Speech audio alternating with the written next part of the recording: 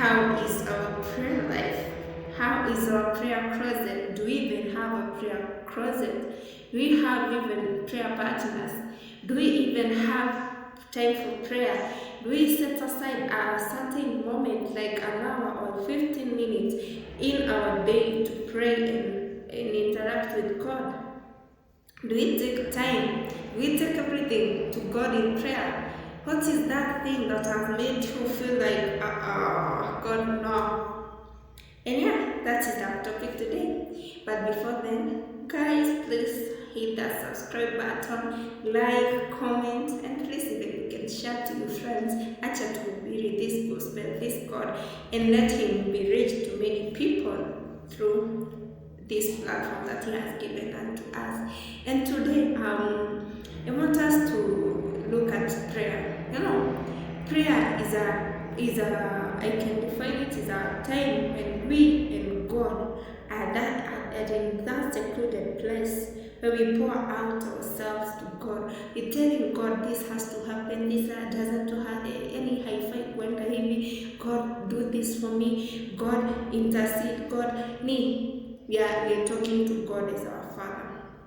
There are some things that give you, they pin you to the wall, and even sharing to people becomes very hard. Like there are things, it is you and God only. Hakuna mtu mwingine katikati. If God doesn't do this, then you done. You see? So that is how I can define prayer. Prayer is that moment when you feel like, God, here I am. God, forgive me. God, I have done this. Even there are sometimes you cannot even tell your friends the things you've done because you feel like they will be judging you. But when you take them to God in prayer, God doesn't judge us like that harshly. Yes, there are repercussions to sin and stuff, but God is merciful. He's a God of grace. He's a God of second chances. That we might not even be able to give second chances to others. So, there are many times in the Bible that we have seen prophets, kings, and even the kawaida people asking God to do something for them, and yet God did it for them. If you remember David, God looked at David and he said, actually, this is a man after my very own heart. David had so much. Alikuwa amekosea sana. He was immoral. His hands were full of blood, and that is why he could not build the temple for God. Yet God looked at him and said, this is a man after my very own heart. We see in most cases that David could not go to war before asking God for favor. In any steps that he was going to take, the first thing was to ask God for favor. I think I can guess that he had that prayer closet where he set up, like, God, hapa ni mimi na wewe. I want us to pray. I want you to intervene for me. I want you to do this for me, and this and this and this. And that was David.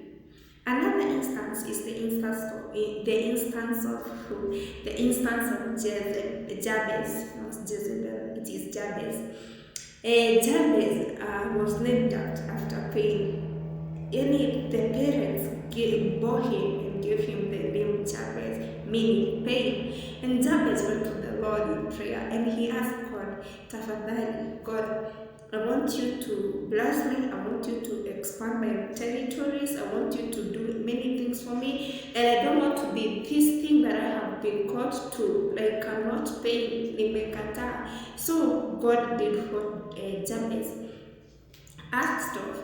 And that gives me the sense of that you can be thinking that this is so generational. This comes from where I come from. But remember this one thing. God is not a God of, I don't want to term him as a God of protocols, because this protocol was there in my late grandmother, so it is going to follow me and my generations. As for Jabez, he refused, and probably if he did not pray for God to remove the pain from him, it would be recurrent to the generations to come. But as for him, he asked God, just remove it from me. I don't want, sitaki, Mungu sitaki. I don't want to be pain. and so did God do it for him. And also Solomon was sleeping, and God spoke to him. He asked him, "What do you want?" And Solomon asked for wisdom. And God added him wealth and so many things in the generations, and the generations that were behind Konyuma. There has never been any wise man as Solomon, and that is because he asked God for wisdom.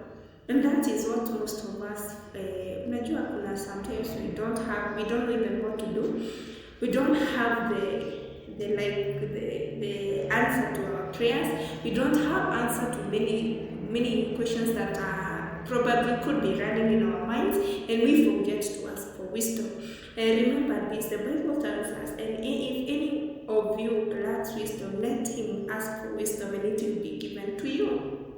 So guys, remember, you can take it to the Lord in prayer. Ask him to give you wisdom. Ask him to intervene in those situations. Ask him. He's our Father after all. Ni Mungu wetu sisi wote. And he's a God that honors his word. Whatever he has said he will do, be sure he will do, because he honors his word. And another instance is when Hannah was in so much pain.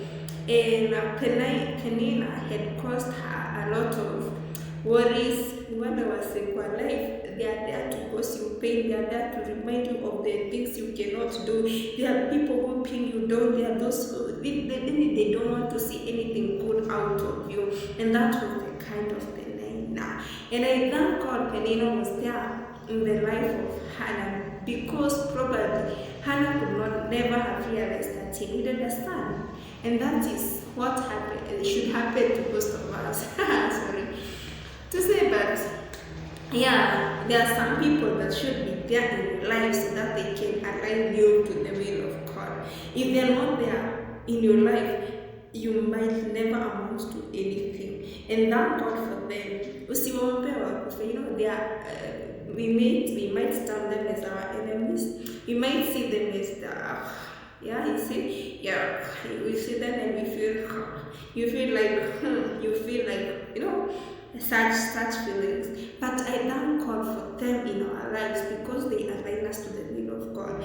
If they are not there, you'll never amount to anything. You'll never push yourself to doing something that might yield big things in your life. So don't complain about the Peninas in your life. Thank God for them, and keep aligning yourself to the will of God. And because of them, we keep winning. Because of them, we keep praying, because we've been called to pray. Even Jesus prayed. Being God, he also prayed. So were we. And God did mighty things. He even conquered Satan, and Satan came to just tempt him. He overcame the temptations, and that is also another point that we should keep praying. Our prayer closet, I believe, should be in line with everything, so that we cannot miss on the mark. So that when that temptation, when that situation comes in your life, you'll be able to overcome it, because you've already been given the courage, already that he ataikuja like this. I know I will tackle it because of this. I have to tackle this and this and this way.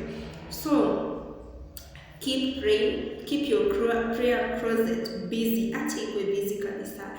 It might not happen like today, but maybe even if it doesn't happen to you, your generations will be blessed because of you.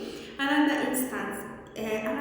reason as to why we should pray, it's because we've been called to intercession. You remember, it all started with Christ.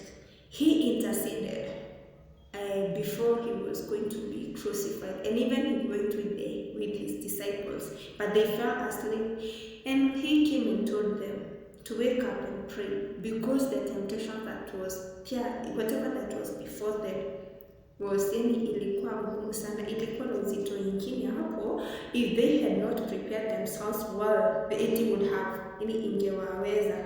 And so Christ called them upon them to pray. And that is why we should pray. Prayer, it will always give you like courage. It will prepare you for the unseen. You never know when you're interceding what you're praying for. Amen.